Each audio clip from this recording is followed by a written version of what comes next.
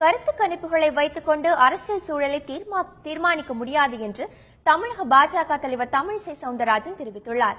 பாஜக தேசிய தலைவராக தேர்வு செய்யப்பட்டுள்ள அமித்ஷாவிற்கு வாழ்த்து கூறிவிட்டு டெல்லியில் இருந்து சென்னை வந்த அவர் விமான நிலையத்தில் செய்தியாளர்களிடம் பேசினார். அப்போது இயற்கை மருத்துவக் கல்லூரி மாணவிகள் தற்கொலை சம்பவம் தொடர்பாக விசாரணை கமிஷன் அமைத்து விசாரணை நடத்த வேண்டும் என்றார். பிப்ரவரி 2ஆம் தேதி கோவைக்கு பிரதமர் நரேந்திர மோடி வரும்போது கட்சி நிகழ்ச்சியில் பங்கேற்க வேண்டும் என்றும் கோரிக்கை வைத்துள்ளதாக தெரிவித்துள்ள தமிழிசை, இதனை பிரதமர் ஏற்றுக்கொண்டால் கோவையில் பொதுக்கூட்டம் நடைபெறும் என்றும் குறிப்பிட்டார். கருத்து கணிப்புகள் மக்களின் கணிப்பாக இருக்க முடியாது என்றும் தமிழிசை தெரிவித்துள்ளார்.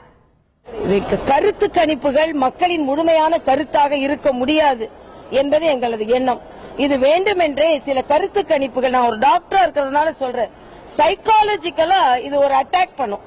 அதனால இந்த கருத்து கணிப்புகளை வைத்துக் கொண்டு